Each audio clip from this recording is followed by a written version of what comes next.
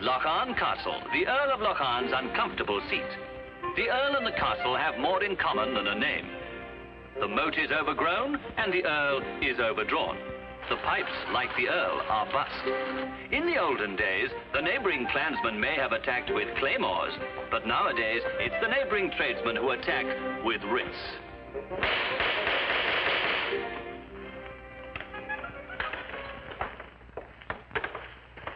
Where's the Earl? Oh, you're unlucky he's not here today. Maybe not, but we're here to see him just the same. You can't come barging in here like the wind up a gully. That's enough from you. We're here to see the Earl. And we're not leaving until we get our money. As soon as he comes back, I'll get him to send you a check. Which the bank will also send back. This time it's cash we want. It's near on 3 years since I've had a penny piece for the past 6. And all the time he's had the brass neck to expect me to keep him supplied with all the whiskey he wants. Don't lean on that chair. It's got a shoogly leg. Unless he settles today, we'll put the bailiffs in. Do you mean to say he'd have him turned out of his own castle? You mean his creditor's castle? For what it's worth, we'll be well rid of him. I'd like to kick him from here to England. It's too bad even for England. What base talk is this?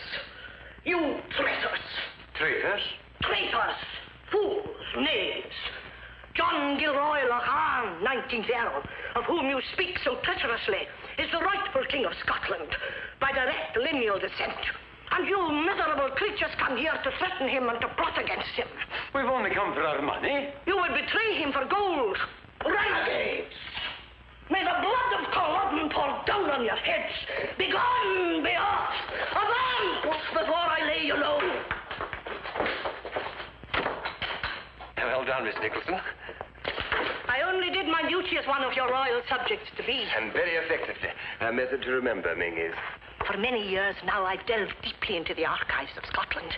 It has been my life's work. At last, I'm poised on the brink of success.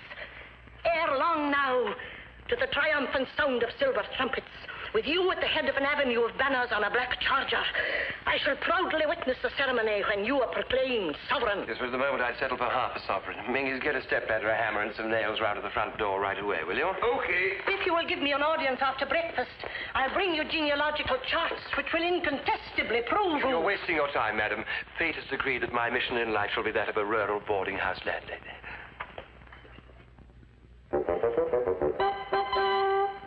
Boss, these signs I painted the other day, they've got to go up now. You've got to get some money from somewhere, somehow. Paying gifts is not enough. Well, the first thing is to find more ways of economizing. Minnie's will have to go. Well, it'll mean a lot more extra work for you, won't it? It'll save me running around after him to make sure he's done his work.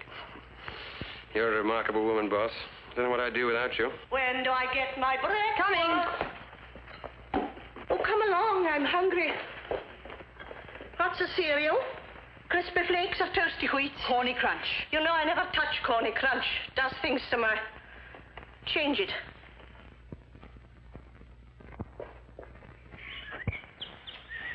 Well, this is where we reach an all-time low.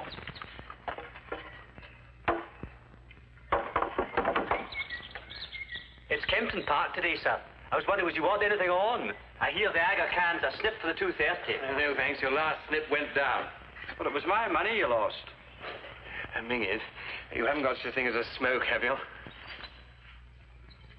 How do you manage to afford such expensive cigarettes? Well, I can't, but your lodger, Mr. Blair, can. Take a fistful. No, I can't, Mingus. But go on, there's plenty more where these come from. You know, I have a feeling we're going to miss you, Mingus. Miss me? Because I understand Dr. Anderson has offered you a job. Uh-huh. £4 a week. 4.10, and my stamps. It's more than you get here. I know. And you get it, which is more than you do here. I know. Well, you've got to take it, don't you? Here. Are you trying to give me my notice? Yes. Well, just you stop that. I don't like it. Oh, Minnie's, come and take up Miss Nicholson's tray. In my present mood, she's the one who's going to get crowned. Okay. Oh, Mingus, if the old faggot wants to see me, tell her I plead the Catering Wages Act, will you? Oh, Minnie's, I'm terribly sorry about this, but Saturday week. What's on then? You're leaving. Oh, for any favour, I wish you'd all stop nattering on about me leaving. I've just told the Earl I'm fine where I am. You know as well as I do, the Earl can't afford you. I also know he can't afford to buy the stamps to bring my card up to date. And supposing I do go, who would scrounge the salmon and who would cope? Oh, we'd cope. Well, a woman coming in for 3 hours twice a week in Jess, you expect him. A fat lot of coping there would be. Good morning, Mrs. Thompson.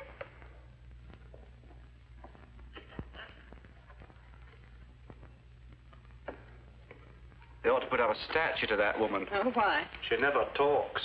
Mingus, you know the situation as well as I do. I honestly don't think you can stay. Are there no more lodgers booked?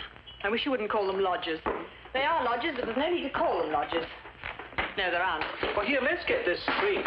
4 lodgers at 10 guineas a week. Now, that's 42 quid a week. Do you realize what it costs the Earl to run this place?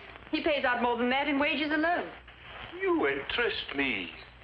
Why, didn't you get yours last week? No. The week before? The week before you might call a gesture. £2 on account on the Friday. Well, that's something. You borrowed 3 from me on the Saturday. Well, that's why you should stop being so big-headed and go and work for Dr. Anderson. I've told you. I'm fine where I am. It's coming to a pretty pass in this country when an employee refuses to accept notice when it's given to him. Well, if it comes to that, why do you not clear out yourself?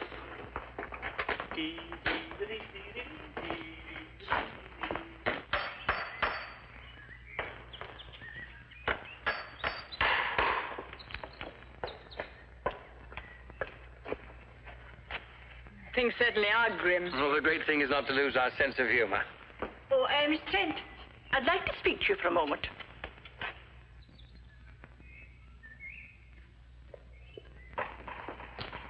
Oh, Miss Trent, I'm sorry, but it's that cistern. I haven't had a wink of sleep since I came here. When it's not going rumble, rumble, rumble, it's going poggle, poggle, poggle the whole night. And how do you expect it to go? Tantivy, tantivy, tantivy. If you can have my bill ready by lunchtime, I'll be catching the afternoon train.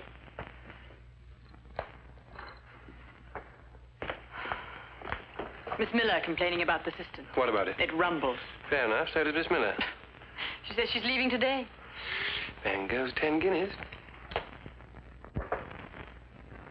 Oh, come in.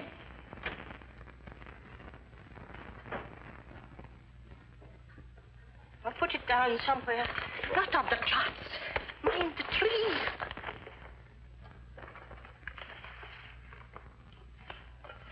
Is this haddock? Cake. Oh, What's this? it's a genealogical tree. A what? A genealogical tree. Now look. You'll see it has its roots in antiquity. and Okay, don't branches. bother. I could see it'd take a long time to explain. What's that hole in it? Oh, that, alas, is where an entire branch was chopped off at some time.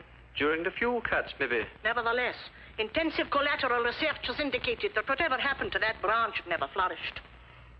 When this parchment is revealed, it will launch the greatest epoch in Scottish history.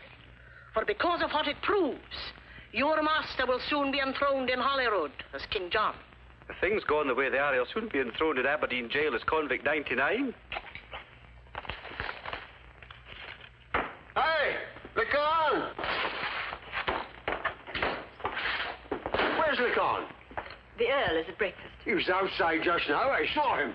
Is there anything I can do? My sheets are damp. They were dry enough when I put them on. Ah. Now, Lecan, I want a word with you. Now, look, Mr. Blair, I don't mind making polite conversation with the lodgers at feeding time. I'm not here to make polite I conversation. don't even mind playing clock golf with you, despite the fact that you develop a hacking cough whenever your opponent is about to putt. What? What's that? But as far as the guests are concerned, there is one room that's out of bounds, and this is it. Even the landlady's entitled to her quiet moments. As far as I'm concerned, you can have an eternity of quiet moments. I'm leaving for the afternoon train.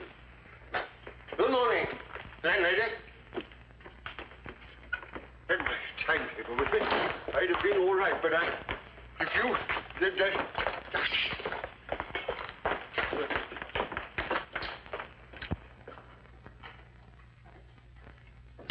Bang goes another 10 guineas. Not to mention the cigarettes. Thank you, boss. Well, no egg. No egg. Aren't we laying? In company with Miss Nicholson, Miss Miller, Mrs. Thompson, and Mr. Blair, the hens are feeling the cold. Well, they got fires in their rooms, haven't they? The lodgers, I mean. They have fireplaces. Oh, very funny. Porky's sense of humor. Who's it from? Her Majesty's Collector of Taxes. How much? 35 shillings, sir. There we are. You may keep the change. Thank you, sir. All goes down to expenses.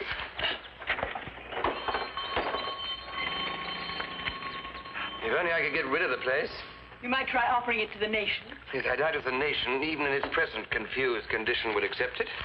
No, I'm afraid our only hope is that idiot woman from Denver, Colorado. Mrs. Dunn. Mrs. J. Clodfelter Dunn. We haven't heard from her for ages. Do you remember the times she used to write regularly, saying their ancestors were Lockharts? Their one ambition was to live here. Even when I sent her a postcard of the place, she still wanted to live in it. Maybe she's been locked up by now. Yes, well, anyone with a name like Mrs. J. Clodfelter Dunn deserves to be locked up. There's a man to see you, sir. What? Who is it? Oh, it's okay. It's not a tradesman. Arthur Phillips, National Coal Board? What does the Coal Board want to see me about? Perhaps he's come to collect the coal bill. It's not even the Coal Board who sent a man all the way from London to collect £8 2 and 4 pence. 5 cents. 5 pence. What's he like? He's got striped trousers and a briefcase. Looks kind of ominous. Show him into the banqueting hall, will you, Mingus? Okay.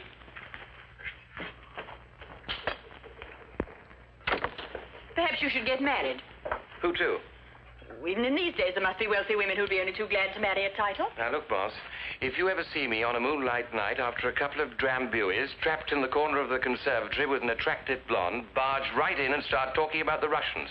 I'll make a note of it. Sire, Madame? I hope you're ready to receive me in audience. I'm about to receive in audience a gentleman from the coal board. Oh. You never know, he might get some coke for the boiler. I await your pleasure, sire.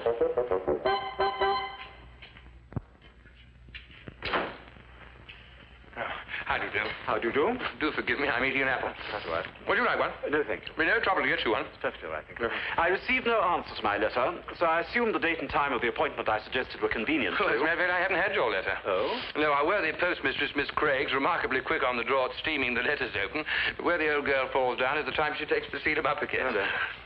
Where do you sit down? Thank you.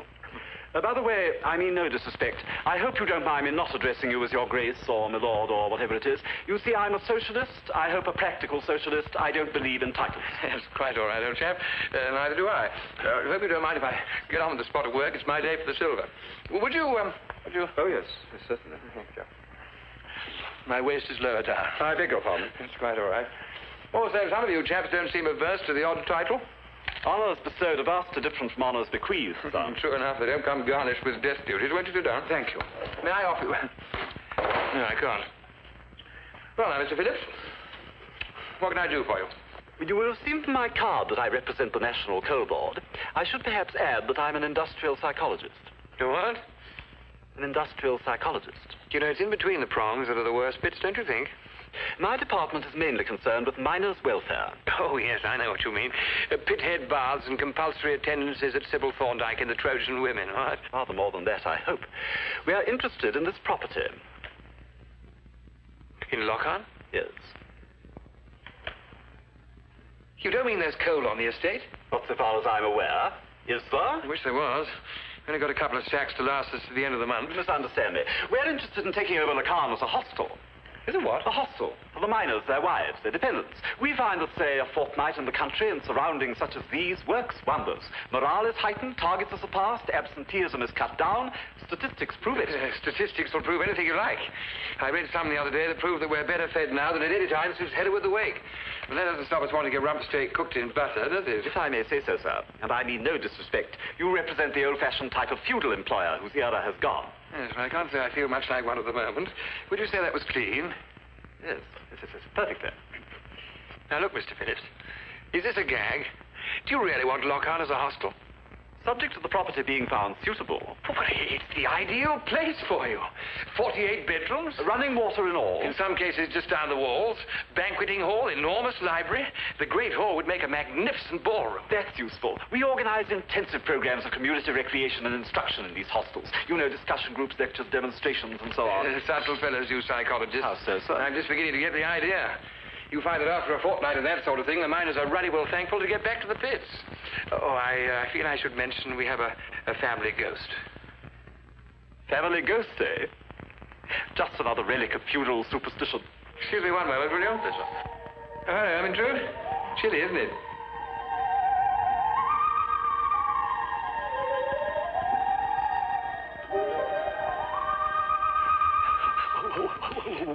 Just the ghost. She was my grandfather's mistress. I do hope the coal board will have no objection. I understand she was a liberal. Now, look after yourself. I'll be back in a jiffy. Boss, that Phillips fellow wants to buy Lock-On. What? He wants to buy the joint. He must be an escaped lunatic. No, just a civil servant. They want it for the coal board. You know what government departments are. Money's no object. There must be a catch in it. What do you mean, catch? Now, look, boss, come in and watch me get a nice fat price. I'll believe it when I see the check. Mr. Phillips? Miss Trent. How do you do? Miss Trent more or less runs the estate. I thought we ought to have her on hand in case you wanted any notes taken regarding details of the sale. Sale? Yes, of Lock-On to the coal board. We don't intend to buy it. What? We intend to requisition it. To requisition? But you can't. Oh, we can. We have the powers, you know. Indeed, I question that. The point is that you're occupying a very small part of a very large private residence. But this isn't a private residence, it's a hotel. Yes. I wasn't aware of that. Of course you weren't aware of it. It's not the first mistake the coal board have made. Why, Lock-On is a flourishing concern. Flourishing? Yes, flourishing. In the Regent Palace of the Northeast. You keep your guests hidden very successfully. I've seen none. It's all very well for you to have your doubts, but I can prove to you that he's a direct descendant of the young pretender. It doesn't surprise me. He's been pretending to have that cistern synced for weeks. I'm leaving this confounded place immediately after lunch. If anyone wants to lift, pack your bags at once. You see, Mr. Phillips, the place is swarming with happy, contented guests. I should hardly describe 3 as a swarm. My dear Phillips, if we only had 3 people in a place this size, we'd be bankrupt in a week, wouldn't we, Miss Trent? We will. We will. We would.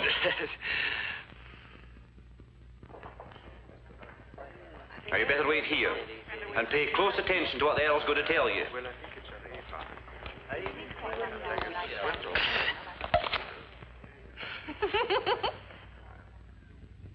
Oh, just you stop that.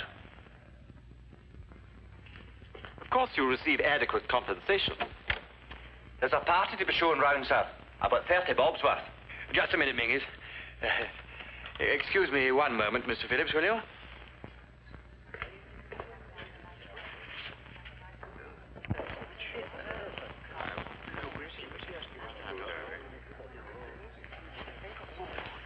Welcome, ladies and gentlemen, to Lock-On Castle, around which it'll be my pleasure to conduct you, at your own risk.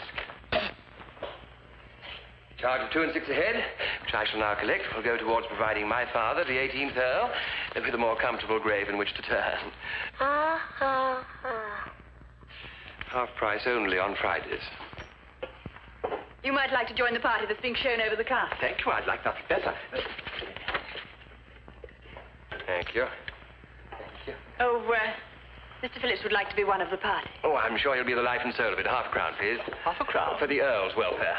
All goes down to expenses. Did you make it yourself? We're now in the Great Hall. The portraits you see on the wall are those of my ancestors. The one on the extreme left here is the 3rd Earl. And judging by the amount of loot he brought back home, he was one of the most successful crusaders ever to be posted overseas.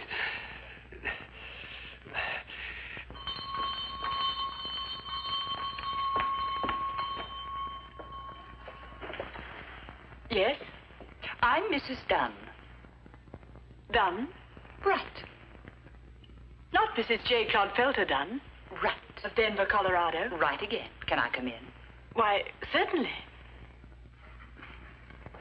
Okay for the chauffeur to bring in the baggage? Yes, of course. It's a long time since we heard from you. I decided to stop writing to you about the castle and come and see it for myself. You're still thinking of buying it, then? That's why I'm here. Is the Earl around? The Earl. I'll just go and see. Make yourself comfortable. Well, take your time. Oh. Are you a relation? No, I'm employed here. One of the hired help. That's right. The 14th Earl, one of the staunchest supporters of Bonnie Prince Charlie. Looks like David Niven to me. Isn't it perishing cold in this place? Compared with Lock-On, for comfort and convenience, the average jail is a palace.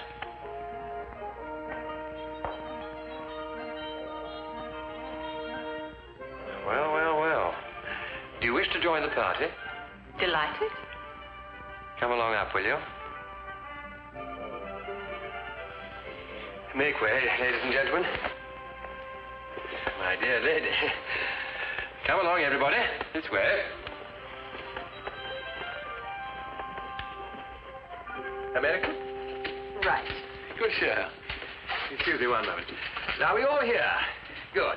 Now, the first thing that will strike you about Lockharn Castle is the appalling state of disrepair the place has fallen into. And this is due not only to the ravages of time, but also to my forebears' fondness for wine and what goes with it. Not to mention the insatiable demands of the tax collectors. Dry rot abounds. You see that, Mr. Phillips? All the ceilings are liable to fall in at any moment. Take a look at this one here. Easily put right. That's what you think. You should see the report of the architect I called in recently. So sorry, Mr. Phillips, but you've been warned. I'm sorry. I know an American. You don't say. Don't exactly know her. We've been corresponding. Her name's Dunn. Is that so? Yes, Mrs. J. Clodfelter Dunn. Imagine going through life with a name like Clodfelter. Imagine. Yes, she claims to be a descendant of my family, which proves that she's a crackpot. Look at this man. You don't know what she looks like? Oh, well-preserved, 60, blue rinse, outside bust, shops by post at Macy's, this way.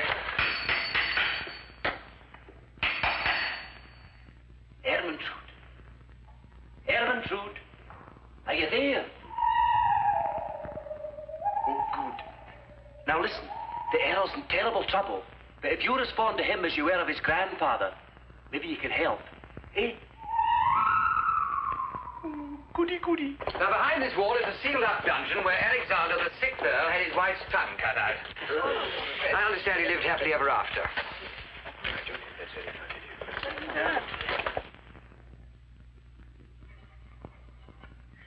Now, you can't mistake the gowp. He's got striped trousers, a face like a rabbit, and the air of a man who's drunk with power.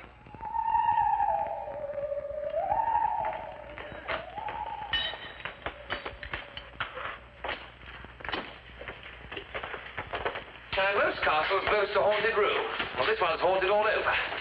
We're now in the room where she, so to speak, hangs out. Oh, I wouldn't like to be in here after dark. Yes, well, actually, our ghost works a 24-hour day. Do you mean to say you can see it in the daytime? Oh, yes, she hasn't been unionized yet, poor thing. Ha, ha, ha. What's this? Do you know Phillips has been in the family since 1696? To 1952. Now, Phillips, I want you to look at the ceiling here. I think you'll find this exhilarating. Poor old Phillips, I'm so sorry, but you seem determined to learn the hard way that you're wasting your time with Lockhart. Sorry to disturb you, Ermintrude, but needs must, you know. You got a faint? I guess not. Pity. Let's get out of here. That's the double. Women and children first.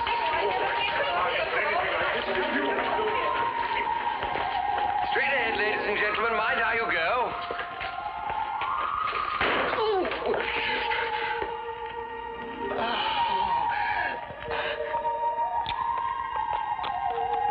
Thank you, Ermintrude. You've done splendidly.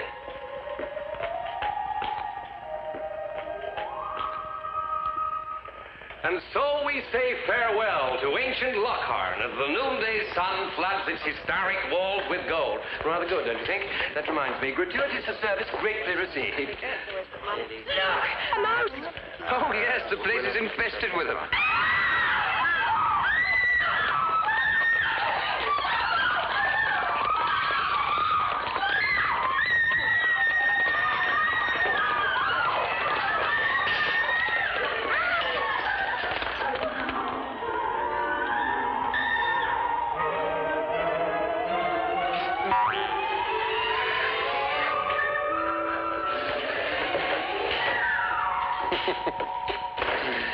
Well, now, Mr. Phillips, I take it you'll be catching the 3:30. Not at all. You're still thinking of requisitioning Lockhart, are you? Certainly. But my dear misguided old coal merchant, you've seen the state the place is in. Why, the only thing that's holding it up is the ivy. It can soon be put right. I beg of you, Mr. Phillips, think of the miners' welfare. Want to see Lockhart in the winter? It's very cold. Do you know it's so cold that she haunts in a muffler?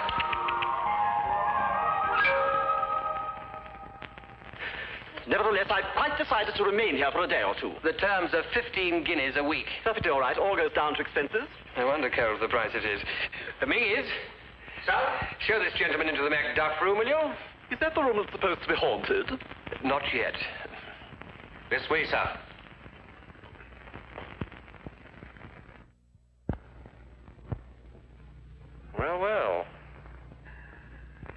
I thought you, too, had fled from the mice.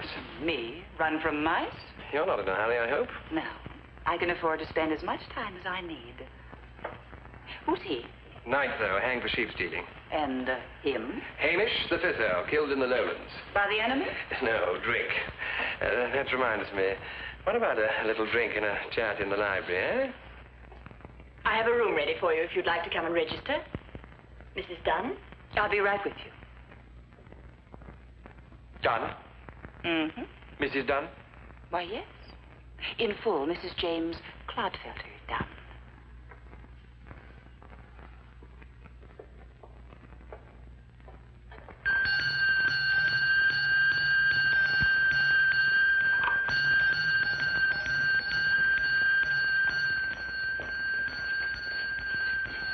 Mrs. Dunn wants some iced water.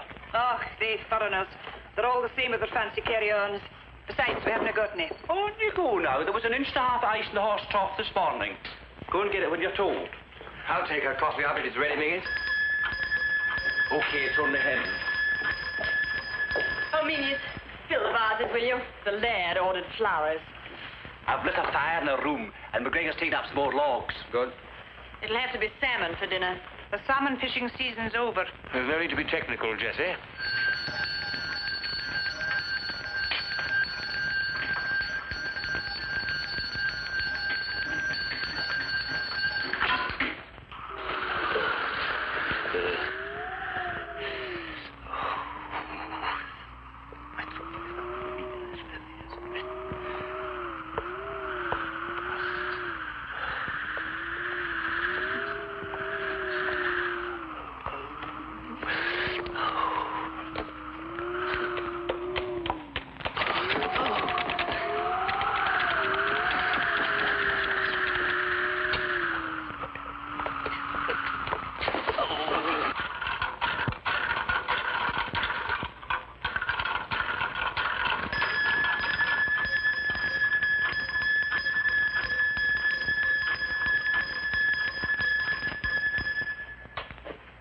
It's Harold. I'll see what you want. Don't worry, I'll go. In. Why, Earl, I didn't mean you should come yourself. For me? No, the valet. And these? Thank you. Well, I guess that's all right now. There is a valet, isn't there? Well, it's the same man who does the silver, actually. I guess the help you need to run an outfit this size must take some finding. Yes, I doubt if you'd find him if you searched the entire building. I say, that's very pretty. Sapphires and diamonds. Really? I do hope you're going to be comfortable here. Well, thanks. I just hope that four-poster doesn't give me nightmares, though. I had enough of them when I was with Jimmy. Jimmy? My ex-husband. Ex? Yeah. I divorced him a couple of years ago. He got a little tired of my Scottish ancestors. He said my family went back no further than some Latter-day Saints in Utah, but then he never had an appreciation of the romantic. So you find Lockhart romantic, eh? Very. Well, perhaps you'd like me to show you around after lunch. I'd love it. We might even take a gun out. You do any shooting in Colorado? Mostly crabs. Good show. You know, you're not a bit like I expected. Oh, really? No. I thought you'd be about 80 with a purple face and a big white mustache. Are you married? Good heavens, no. You surprised me. Well, I can't even keep my... I'll probably have a crack at it one day, I suppose.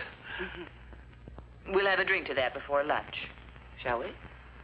Splendid. Splendid.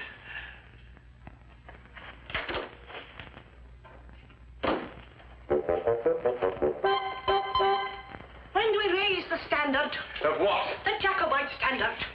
Rally the clans. Sound the people. Set the fiery cross ablaze from Joppa to John-a-Groats. I feel the positive reincarnation of Flora MacDonald herself. What's for lunch? Mince. Oh. Now, no turning back. Remember the 45. Press on. I'm about to do so.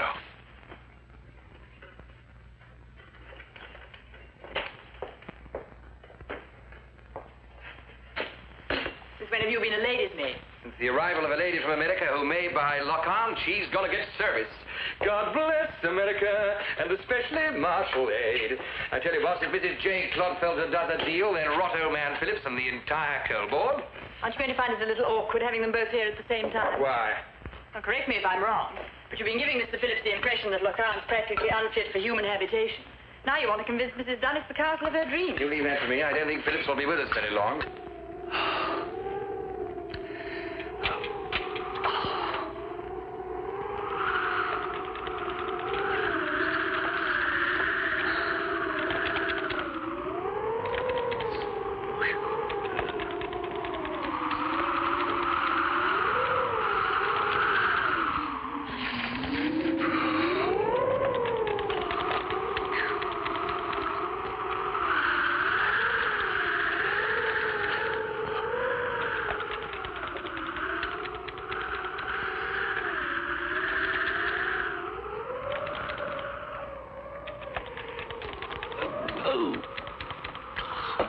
Tell me, boss, how do I press these? Up the front or down the seats? I shouldn't be too sure about Mr. Phillips. You wait. One night in the Macduff room, he'll be asking what time the milk train leaves in the morning. Why, that room hasn't been slept in since Queen Victoria came over for a good laugh at the West Wing. If you're going to keep up the pretense of running the Regent Palace of the Northeast, you're going to look mighty short of guests. Especially now Mr. Blair and Miss Miller have gone. Don't you be so sure they have gone. Well, they left to catch the 3:30 from Aberdeen. It doesn't necessarily follow that they're going to catch it, does it?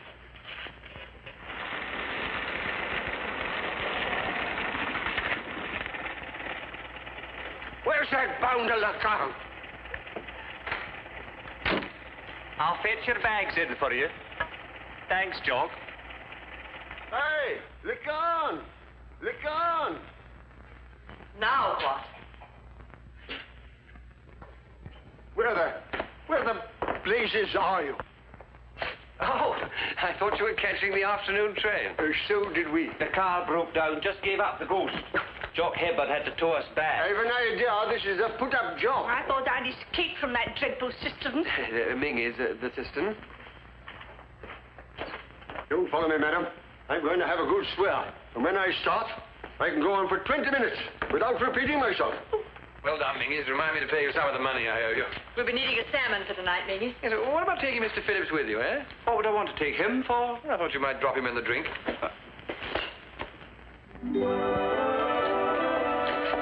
What do you shoot around here? My neighbor's grouse and predators if they come in range.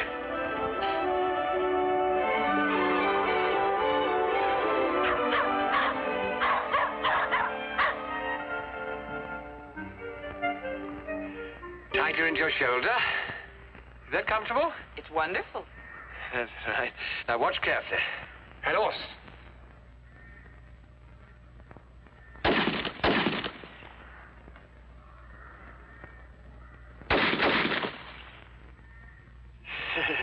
Beginner's luck. What was the idea of those gags this morning? The plaster and the mice, etc.? Well, the idea was to give Phillips a bad impression. Yeah? Tell me, this, Mr. Phillips, is he really after Locarn? I'm afraid so. I just can't see him as a great big Scottish laird. Well, not for himself. He's acting on behalf of a concern. Oh, what sort of a concern? Business people? Not exactly. They're in coal, you know. They own mines? They do now. Can they afford a place like Locarn? Oh, yes. Ever since they've discovered a way of painting slate black, they've made a fortune. I guess they took evasive action. No, you haven't reloaded. Which hole do you put them in? Allow me, will you?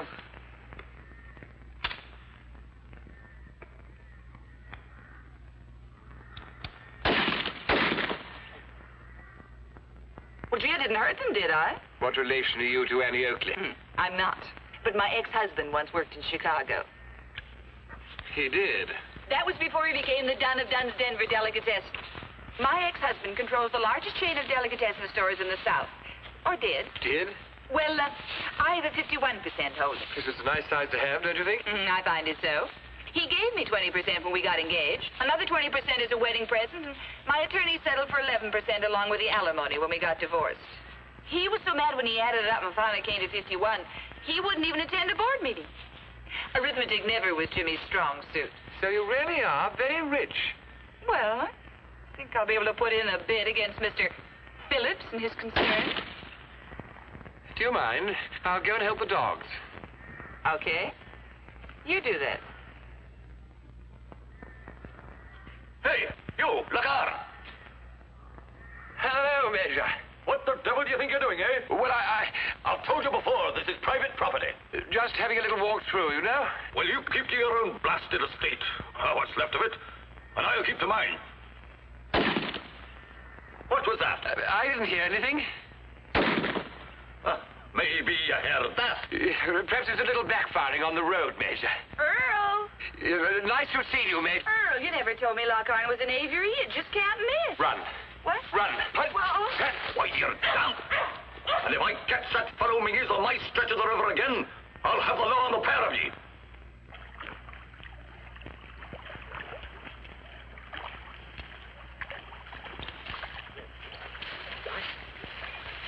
Wheesht. Lass. Okay, no, wheesht when you're told to wheesht. Look.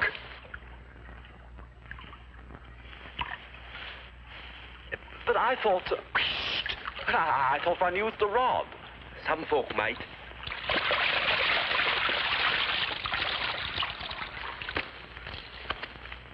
Oh, there's your supper. Ready? Hey!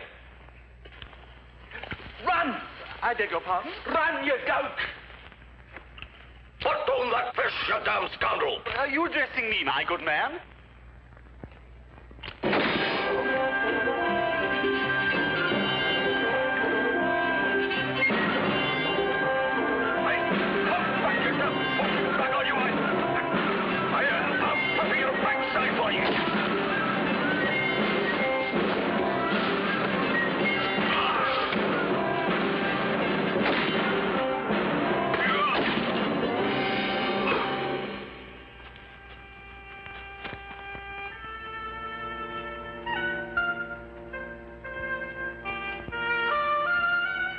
Fine day, Constable. Hey.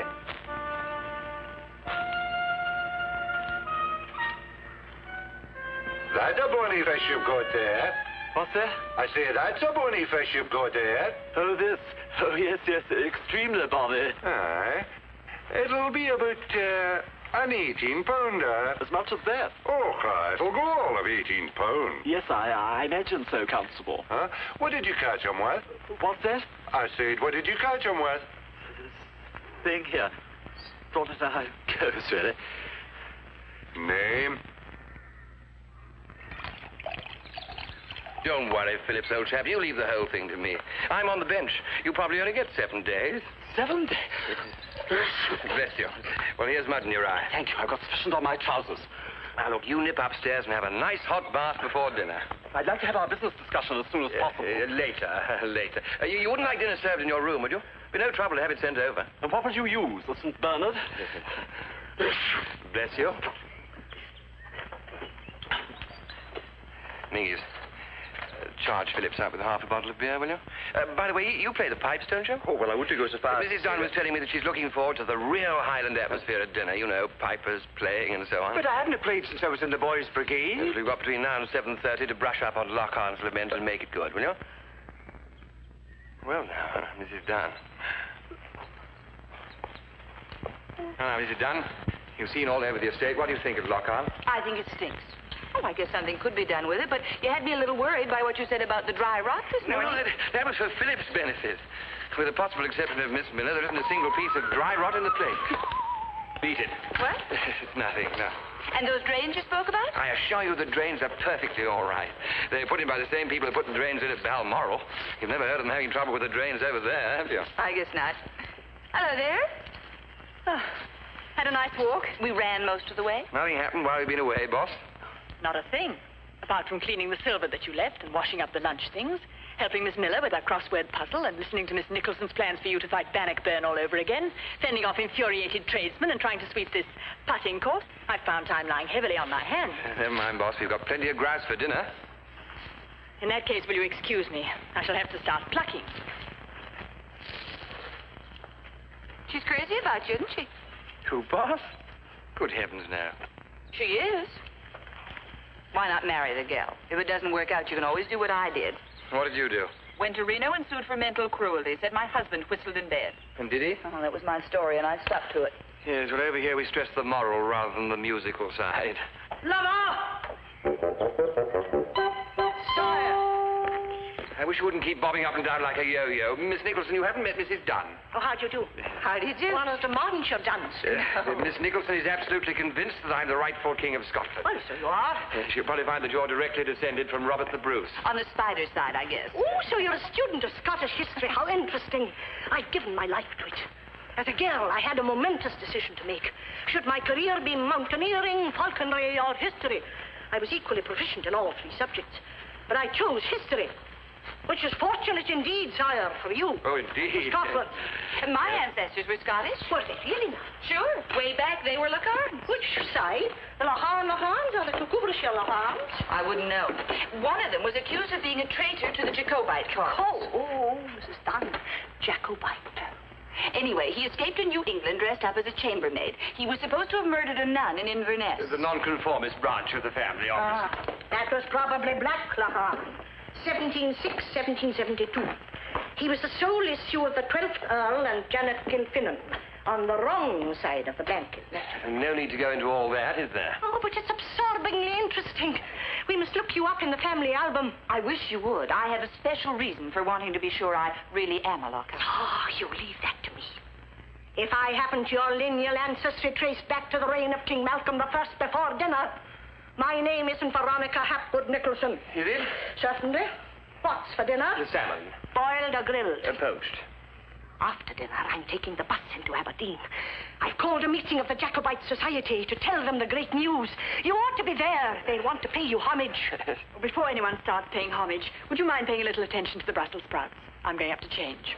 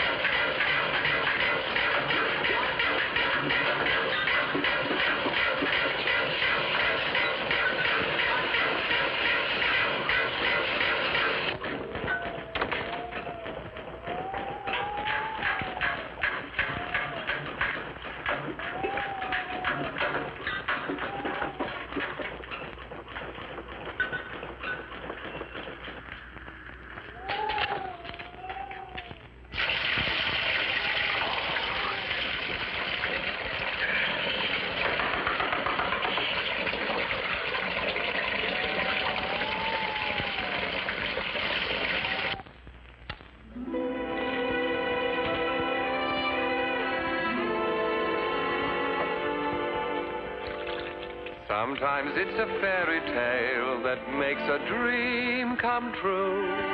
December's gray can turn to May, and the world just seems to smile at you.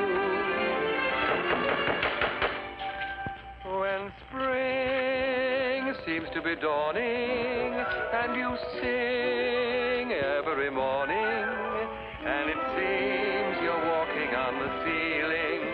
You've got the feeling, there goes your heart. When trees murmur about you, as the breeze whispers, I love you. When you're plucking petals from a daisy, and dreams are crazy, there goes your heart.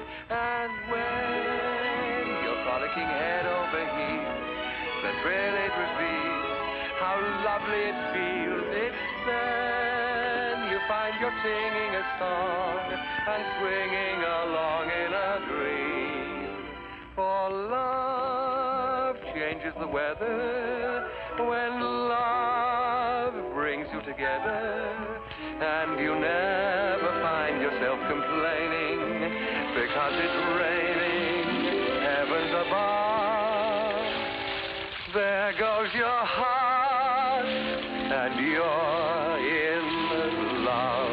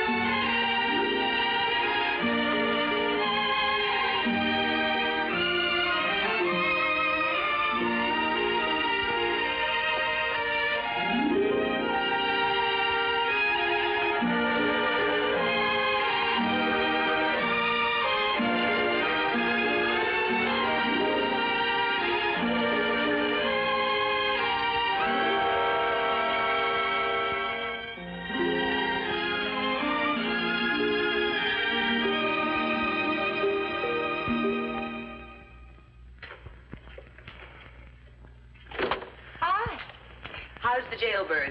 I'm looking for Lohan. This is it. I mean the Earl. Oh, he was in the bathroom. Having a bath? I wouldn't care to commit myself on that. He was in the bathroom, he was singing, and I heard splashing. I've no definite proof, but it all seems to add up. I asked because I wish to inquire about the hot water. What about it? Well, there isn't any. Huh? Menzies boiled some kettles to take the chill off mine. It's a question of taking the chill off. There is none. Why, couldn't you find a bathroom? A bathroom? Well, I found a room with a bath in it. Oh, I'm sorry you couldn't find any water. But I bet you could use a drink. Do you think if you rang that bell, someone would bring us one? I doubt it. Quite a place, isn't it? Certainly is. My ex-husband was right. He always said I was a sucker for the romantic. You find Lohan romantic, do you?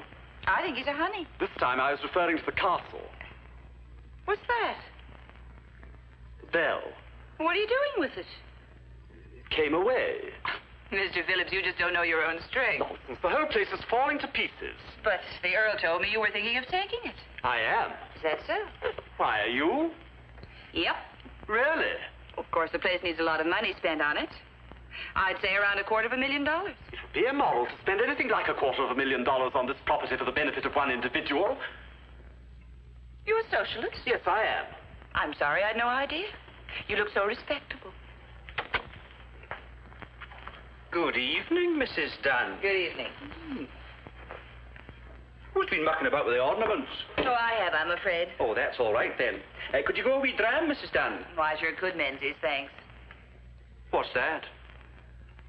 Bell? What are you doing with the bell? came away. Oh, but charging your bill, mind. Now, Mrs. Dunn, gin and French or Scotch? I recommend the Scotch. Why? The French is British. Then I'll have Scotch. A small one, please, Menzies. What's the matter? If all these Atlantic packs are to go through, you Yanks will have to learn to speak the King's English. And Menzies is pronounced Mingus. Why? Oh, don't ask me, it just is. In that case, why aren't Mackenzies pronounced McKingies? Mingies, Mr. Phillips is having a little trouble with his back. Did you not get your towel? Yes, thank you very much, but up to now it hasn't been much use. Why not? There's no hot water. Oh, no. You see, if somebody's having a bath on yon side of the castle, the water doesn't run over your way. I think Mr. Phillips would like a drink, please, Mingies. Gin and French. I'd like a little whiskey, if you don't mind.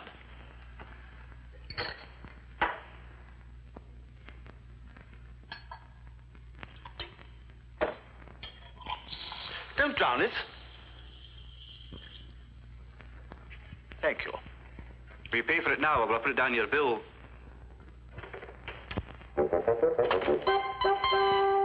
Yark, Cleve! What on earth's that thing? It's a claymore.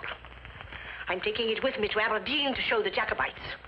It was used by the 9th Earl at the Battle of Sheriff Muir. Perhaps, who knows, while Rob Roy was changing his breeks. And used, judging by the state of the blade, to considerable effect. Look. Oh, don't be daft. That wasn't the 9th Earl, that's Jessie. She uses it twice a week to chop sticks. Oh. Gin and French. Yes, please. Mrs. Dunn, great news. The connecting link between the Lochans and the American limb of the clan is as plain as the nose on Mr. Phillips's face. Plainer. You mean I am a Lockhart? Incontestably. I've got the whole thing here. I'll show you at dinner. Thanks. Slanch. Sludge. Too little gin, too much French. Mr. Phillips, I intend to rally the moribund bureaucracy of Whitehall to the cause. What cause? The Jacobite cause. What's that? The bell from over there. Oh, stop fidgeting with it and put it away.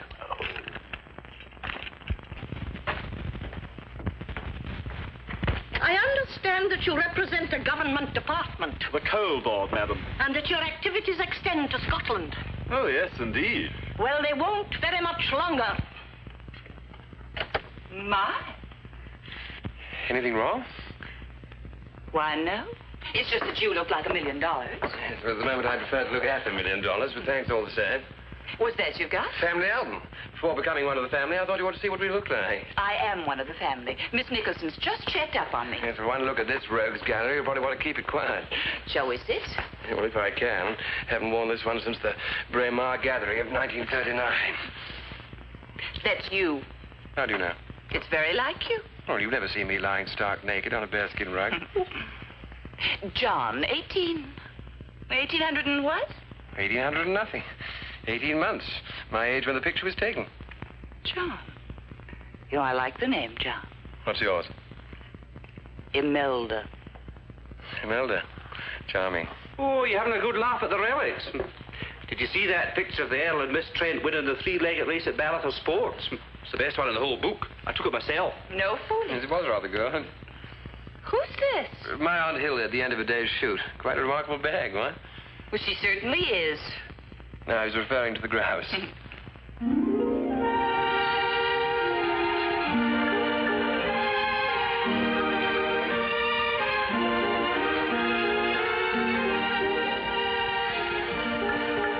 know, I can't get over a nice guy like you not being married. Worries you, does it? Well, it sure does. What a waste of manpower. Anything to please you, Imelda. I'll start looking around. Well, you don't have far to look. Surely. I just heard something very interesting about the Russian. What a beautiful dress. Do you like it? Oh, I think it's wonderful. I saw one just like it in a fashion magazine before I left home. Was it Dior? No. Quite inexpensive. A little woman in the village ran it up for me. You've been browsing through the relics? Yes. I was just about to tell John when you came in. Tell whom? The Earl. Oh. I finally decided. I'm going to buy Lockhart. What? I'm going to buy Lockhart.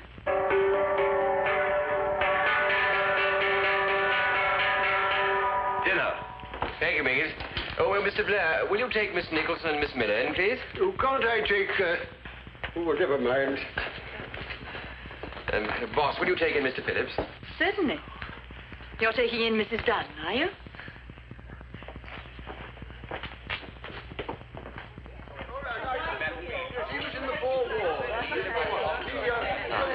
Mrs. Thompson, you haven't met Mrs. Dunn. Happy to know you. And Mr. Phillips. How are you this evening? Very sad about Mrs. Thompson. She hasn't said a word since her parrot died.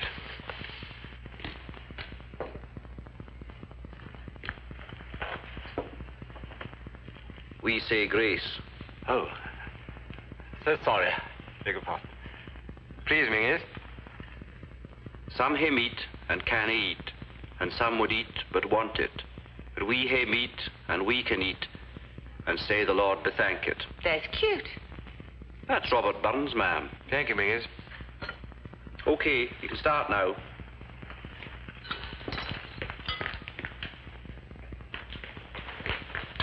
If you dish up that salmon before I'm through with Lochard's Lament, I'll melt you. Oh, sig a clish McCleaver and a carry on. Hey, who's the dirty old Viking? That's my father. Oh. What's that he's holding in his lap, a Pekingese? Now, that's his sporran. Very comforting in cold weather.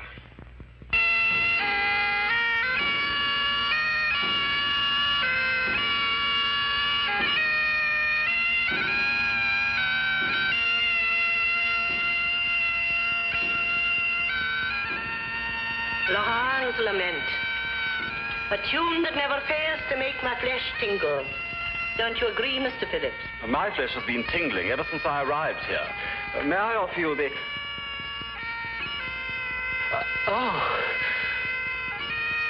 Do you mean you keep a piper especially to play at dinner? Oh, that's nothing.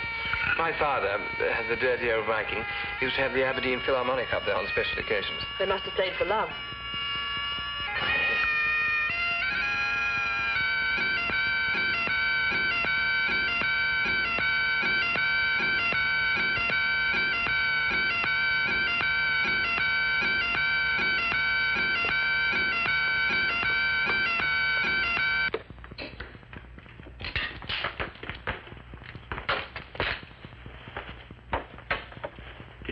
Cucumber. No, I did not. Cucumber, indeed.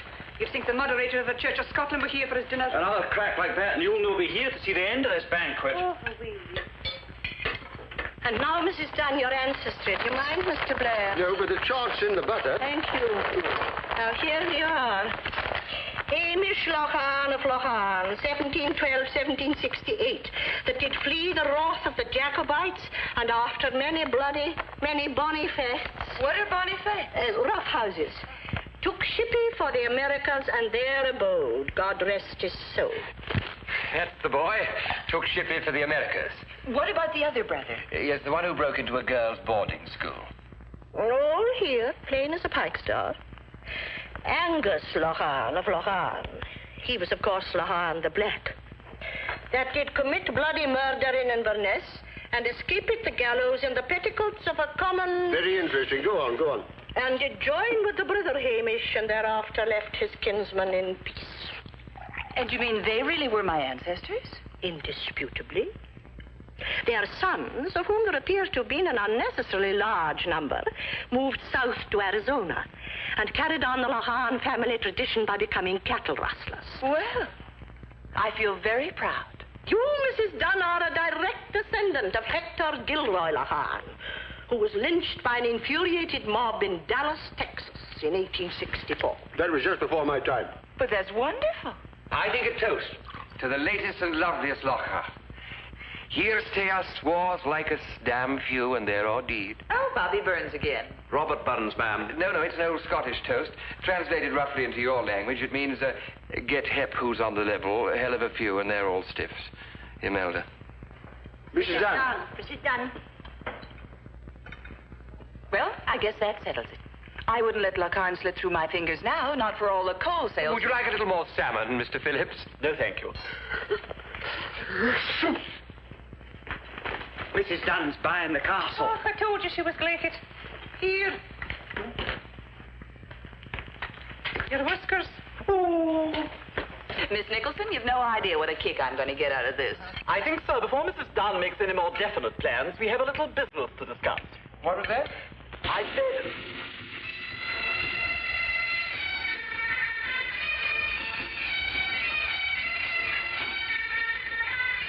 What was that, Mr. Phillips? I said we have a little business to discuss. Margaret! I may have to leave here early in the morning. Oh, no. Must you go, Mr. Phillips?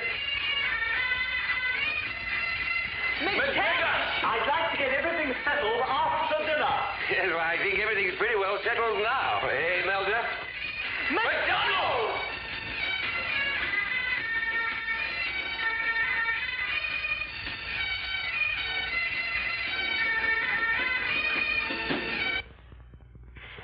A toast to the cause. Charge your glasses, and to drink to the day when the pibroch will sound, and the clans gather again round the house of Stuart, coupled with the name of Lough. Come along, Mr. Blair. You too, Mr. Phillips. Right. Everyone on your chairs. The cause.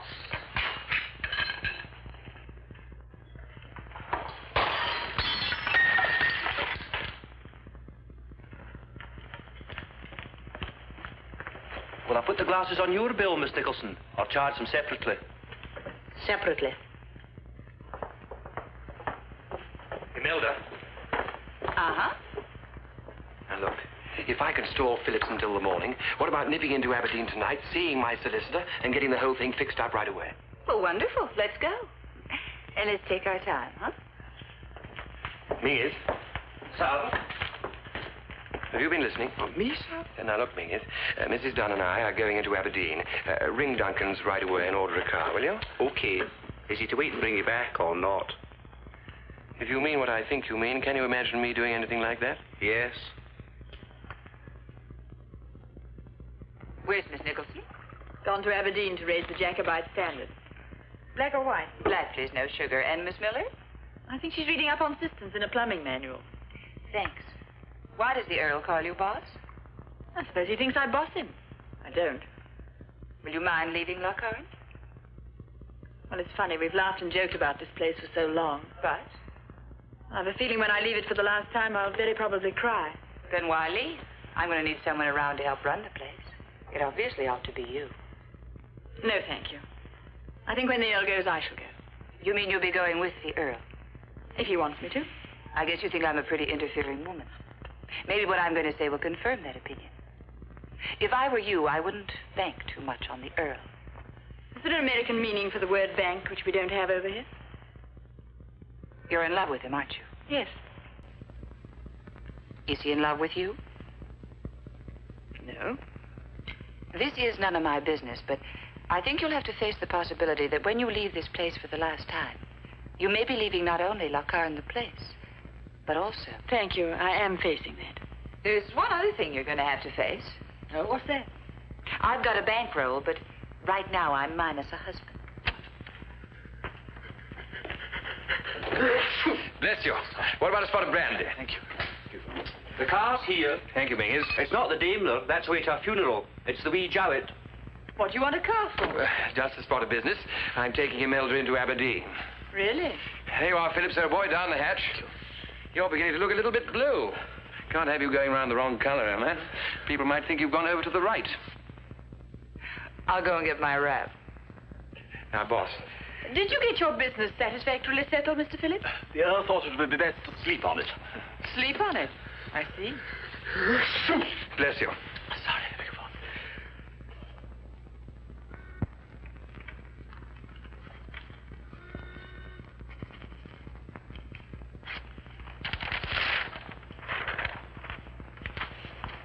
And that, Mrs. Dunn, is that. You mean it's mine? Including the ghost, who'll probably die of suffocation when you install the central heating.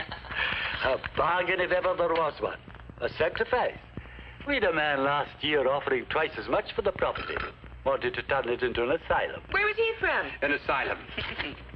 Thanks a lot. Thank you very much. I think on this auspicious occasion... Oh, dear, dear, dear. Never mind. I'll get another bottle from the hotel across the way. What, in that outfit?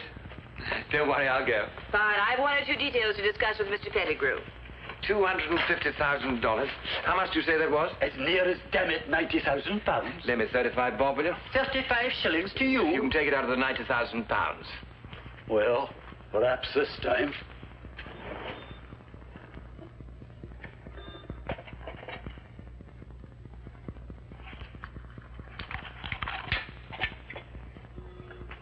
But I'll be wanting 5 shillings change, mind. Okay.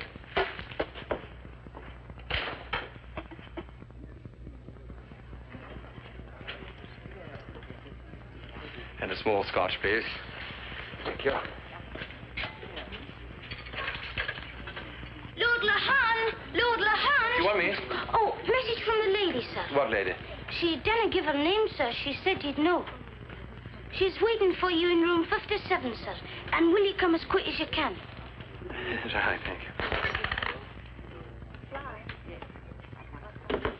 Good night. And a very good night to you, sir. Did you get the message, sir? Oh, thank you, yes. Room 57, sir. Thank you very much. She seemed really anxious. You should go up straight away. Really? In a real state she was, sir. Was she? Good evening, my lord. Oh, good evening. You got your message? Yes, I did. And you know the room number? Yes, I do. Who would have thought it? I beg your pardon? You, my lord, of all people. Now, look, Naturally, we're extremely interested. Are you? Yes, it caused quite a stir among the staff. It won't by any chance be on the radio, will it? I wouldn't be at all surprised. Boy, take his lordship up to room 57.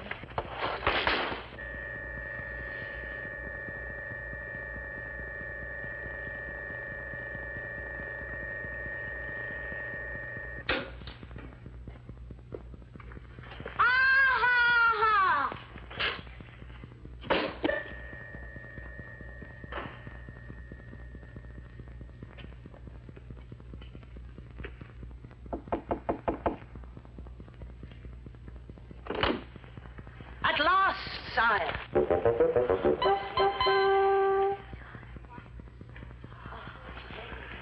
I knew you'd come to meet your future subjects, your loyal and faithful supporters. A handful at the moment, a mere handful. But great oaks from little acorns grow. It was a mere handful that rallied round the Pretender when he landed, and look where they ended up. Oh, well, no, perhaps not. May I present, sire, the Reverend Andrew Stewart and Mrs. Stewart. And Mr. Stewart favours a march of the clans on London, with you at the head carrying a fiery cross, and following the itinerary of Charles Edward as far as Derby. But more of that anon when we formulate our plans. Mr. Hector Stewart of Drumthillan, Miss Fiona Stewart, Miss Catriona Stewart, and Mr. Alistair MacAlpine Stewart of the Glen. Mr. Stewart is, of course, the author of the standard work, Whither the House of Stewart.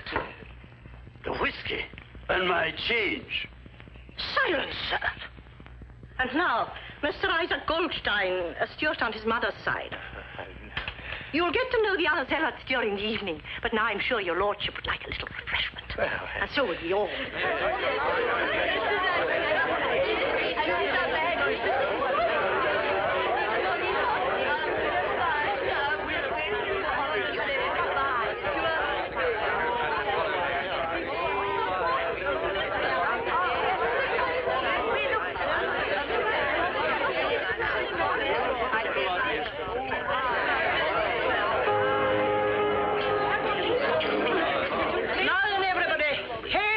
Chief.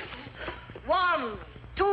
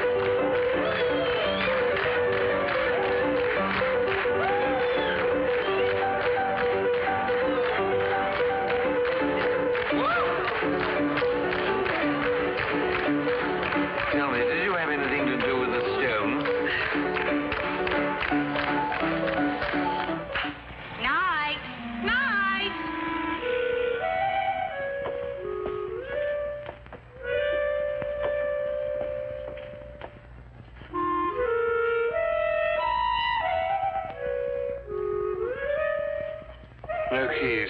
No keys? No keys.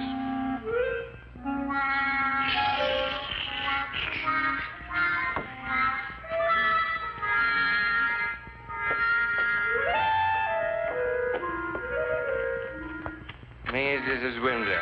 Mrs.? Mrs.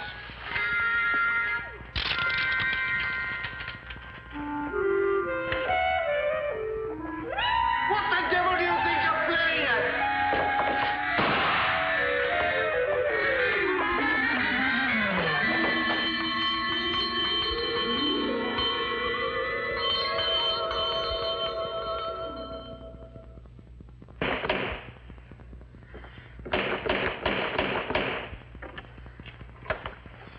Evening, boss. Good morning. Storm brewing. How right you are. Hail to the chief who in honor advances. Scots were here where Wallace fled. Scots for Bruce have often led.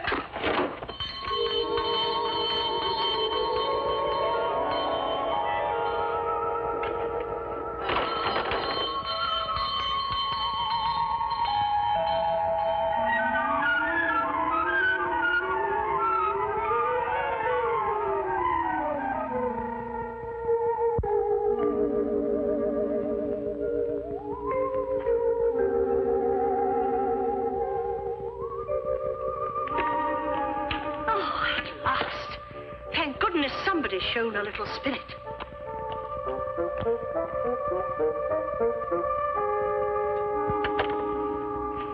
A nice little thing, rather pale.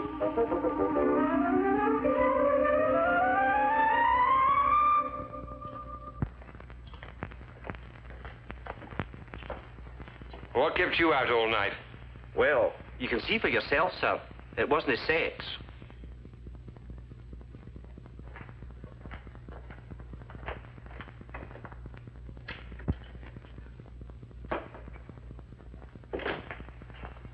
Morning, boss. Good morning. Any breakfast going? What little breakfast was going has gone. And so, incidentally, of Mr. Blair, Miss Miller, and Mrs. Thompson. Suits me. You can't sit there. I haven't done that yet. Sorry. Did you sleep well? You may not remember this, but at 26 minutes past 4 this morning, I had to come down and open the door for you and your little bit of delicatessen. Sorry, I forgot my key. So you explained with grim persistence until 5 to 5. Well, you must admit that there was something to celebrate. I'm not in the mood for discussing any form of celebration this morning. You know, I have a feeling that you don't believe that Imelda and I went to Mr. Pettigrew's last night. There's no need to keep that up.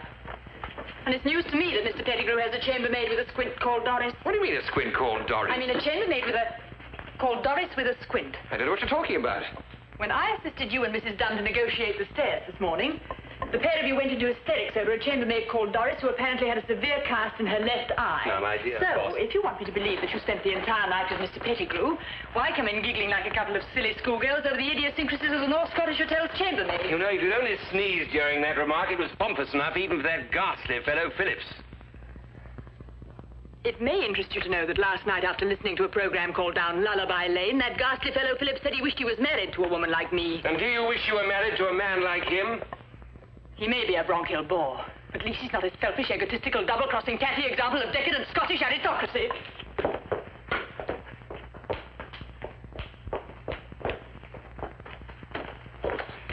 Boss, would you mind leaving the fruit alone for 5 minutes and taking a look at that?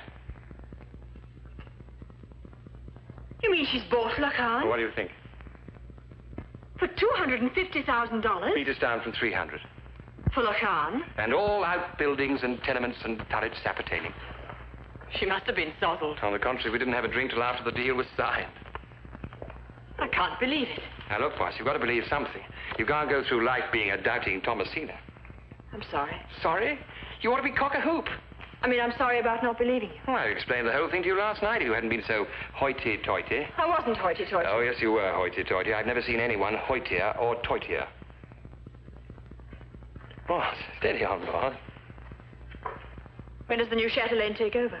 End of the month. Where will you go? Cuba. Why? Always wanted to go to Cuba. Well, why Cuba? Well, if you had a chance to go to Cuba and you wanted to go to Cuba, you'd go to Cuba, wouldn't you? Yes, I suppose. Fine. Ring the travel bureau right away and book 2 passages, will you? That is, if you'd like to come. And tell me what an even slower boat than the one that goes to China. Oh, bless you. Don't bless me, boss. Bless Dunn's Denver Delicatessen. Oh.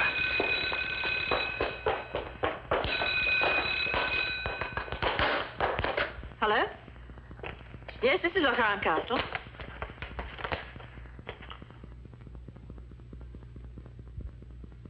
Certainly, I'll see that it's collected.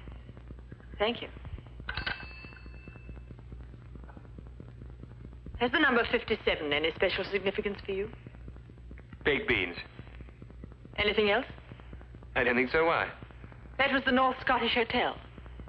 The lady who was with you last night left a gold cigarette case in room 57, and apparently it was found this morning by the chambermaid. Squint or no squint? Now listen, boss, I can explain everything. If there's one thing in the world I detest, it's being lied to. Now, just a minute. Especially when it's not necessary. You flatter yourself if you think I care a hoot whether you spend every night gadding about with Colorado cuties, because I don't. Well, there's no need to lose your temper. I have no intention of losing my temper. There are only 2 qualities you possess in any quantity, selfishness and charm. And just because you happen to have a little charm, you're an even more successful cheat than your sheep-stealing Now, wait a ancestors. minute. Who am I supposed to have cheated? Me. Not that that matters. I'm used to it. Mr. Phillips, letting him think he's going to get Lacan when all the time you're doing a deal with Mrs. Dunn. Now, look, boss. Phillips is a government official. Getting the better of a government official isn't cheating. It's human nature. And what about your precious Imelda? I suppose you told her that Lacan is due for requisitioning. No, I didn't. Charming. She pays $250,000 for this symphony in glazed brick, only to find poor woman. Poor woman? You seem very concerned all of a sudden for the poor woman. I'm not in the least concerned. I just dislike seeing even Mrs. Dunn done. We don't know that it's going to be requisitioned. If Phillips is buying up all the coal cures in the village after only one night in the place, he probably won't requisition. If the authorities find out you've been trying to dodge requisitioning, you can bet they will requisition. Civil servants don't like being crossed, and they hate being double-crossed. Well, you see, boss, I thought you'd have a word with him. Persuade him not to. I'll certainly have a word with him. I'll also have a word with Mrs. Dunn when she shakes herself free from her hangover. Good morning. Morning, Imelda. This a private file? I hear you bought Lacan, Mrs. Dunn. That's right. I hope you'll be very happy. Well, thank you very much. Are you interested in miners' welfare? I'll tell her, boss. I think I should. I'm sure Mrs. Dunn would prefer an accurate version. I said I'll tell her, boss. Would you mind clearing out? I'll certainly clear out. We've never had any sort of an agreement. I believe it's supposed to be a month's notice. But would it matter if I went today? Suits me. Then goodbye. Me, oh, my. I'm afraid she thinks that you and I... Well, you know, last night. Does it matter? Well, I've just realized that it matters rather a lot. Imelda. Uh-huh. There's something I didn't tell you at Pettigrew's last night. Oh? What's that? There's a possibility, a very vague possibility. I don't imagine for a moment it'll happen, but there is a possibility that this place might be taken over. Taken over? Who buys? Phillips, the coal board, wanted for a hostel. Well, that's too bad. They can't have it. I just bought it. Actually, they can. Emergency restriction 227B of 1066 and all that. You didn't think to mention this at the lawyer's. I'm sorry, I should have. Oh, that's okay. Is it? Sure. I'll just take the check back, please. The check? You heard me. Supposing I paid it into the bank this morning. Wouldn't have mattered. It's post-dated the 1st of next month. So it is. You persuade that coal salesman to change his mind, and it's a deal. Until then, I'll take care of the check. Do you mind if I have one last lingering look? What's so intriguing about it? Nothing. Well, it's a number of nothings, actually. That, if I'm not mistaken, is the mating call of the coal board. Hello, Mr. Phillips. How's the coal? I'm completely stuffed up. Oh, you never should have left that nice warm bed of yours. Have you ever slept in the bed in the back duff room? Don't be silly. How could she? You were in it. I'd like to get our little business settled now, sir. I hope I've not kept you. I've been to the village to buy some Friar's Bodson. They asked me at the post office to bring up the bail. Bring up the what? The bail. Oh, yes, the bail, yes. I've had rather a distressing communication myself. Oh, don't tell me they've knocked a shilling a hundredweight off the price of nuts. No. I was due for upgrading. Up what? Promotion. Oh, promotion, yes, promotion. Tell me I've been passed over in favor of a younger man. Oh, too bad. I don't mind telling you I'm fed up with the coal board. Yes, well, you're not alone in that. If I had another job to go to, I'd reside here and now. Really? Excuse me one moment, Mr. Phillips.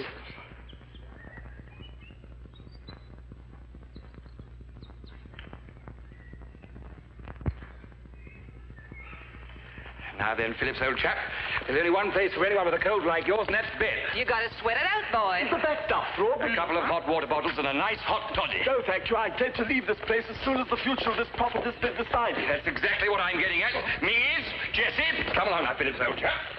There you are. Nice hot water. Just what the doctor ordered.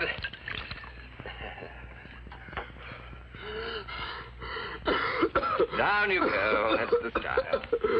I'm afraid I'm putting you out. What was that? I said I'm afraid I'm putting you out. Yes, well, that remains to be seen. Now, I take it you don't find Lockharn such a highly desirable residence after all.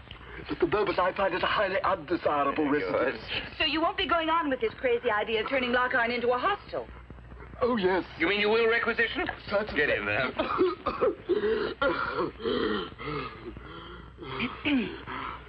I just had the craziest idea.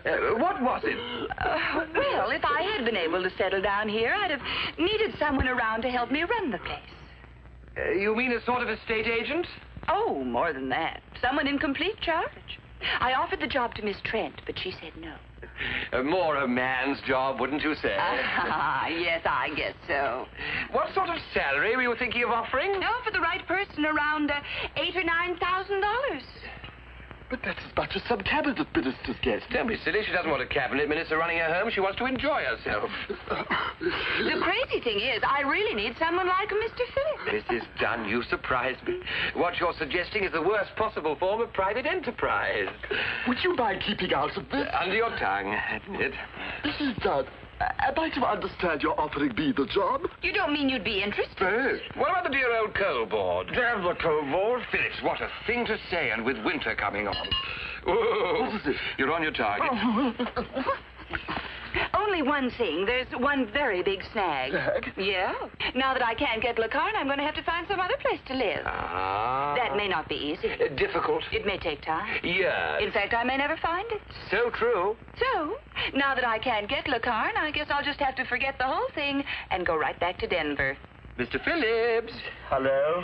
Mrs. Dunn said that now that she can't get Lockharn, she might have to forget the whole thing and go back to Denver. Mrs. Dunn. Yes? If I were to accept the appointment you offer, and I'd be very happy to do so, I could accompany my resignation to the board with an adverse report on Lockharn. Rather hard on the dear old board, don't you think? Your Grace. Paging me. I really meant to send in an adverse report in any case. I only decided to requisition because you were so determined to avoid it. Mrs. Dunn, where would you like me to start? I have the date right here. The 1st of the month. Thank you, Mrs. Dunn.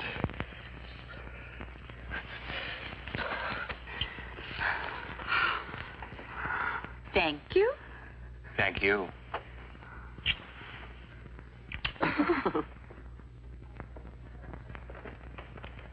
You're going somewhere? Edinburgh? Oh. Well, you let us know where you are, won't you? Do you want to know? Want to know where to send things on and so on? Oh, yes, of course. I'll probably stay there a few days with friends. Oh, where's the Watsons? Yes. Is he better now? Well, he's still on a diet. It was timing, wasn't it? Yes, Tell him I was asking after him, won't you? certainly. And Mrs. Watson. Yes, of course. And the children. They haven't any. Oh, by the way, I thought I'd leave you this. It must be worth at least 3 and 6. Isn't it yours? Well, it's joint property. We won it in the 3-legged race at Barrett Sports. Remember? Boss, I'm going to ask you something I've been wanting to ask you before, but couldn't. But this check has made it possible. I suppose you wouldn't by any conceivable chance like to marry me. You've been around so long, boss, I'm afraid I've rather taken you for granted. It's only when you're in danger of losing something that you realize how much it means. You wouldn't, would you?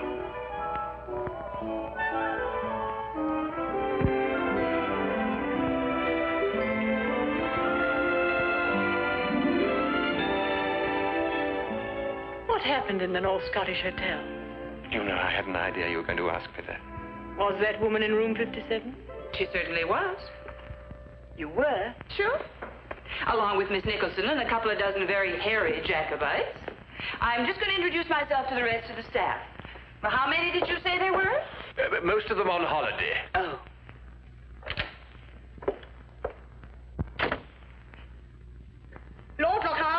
terrible things happened. What are you doing to Miss Trent? Oh, I see.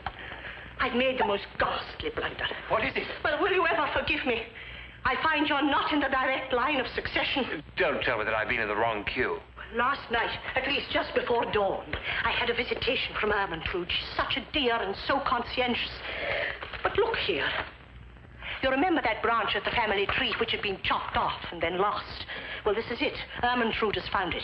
And when I put it in its proper place, it proves beyond all contradiction that the crown should go to the Kirkcudbrightshire Lochan and not the Lochan. Oh, it's a tremendous disappointment. But I'm afraid you're not the rightful King of Scotland after all, and I'd so long to see you crowned. Quite a few people have longed to see that. But surely the Kirkcudbrightshire Lochan, isn't he very old? Oh, extremely. I've ascertained that he'll be 97 next month. Then you haven't a moment to lose, Miss Nicholson. No, I haven't a moment to lose. I must start packing at once. Miss Trent, can you help me? Oh, of course, you're otherwise engaged. Oh, Ermentrude, you will. How very sweet of you, my dear. You know, I've taken quite a fancy to you. Would you care to come along with me as my companion? You wouldn't mind being at the top of the house, would you? And I do know quite a good medium who might well introduce you to other little ghosts of your own class. Shy wee thing. I'll have to find a little boy ghost to console her. Will you mind very much not being a queen? I'll get used to it.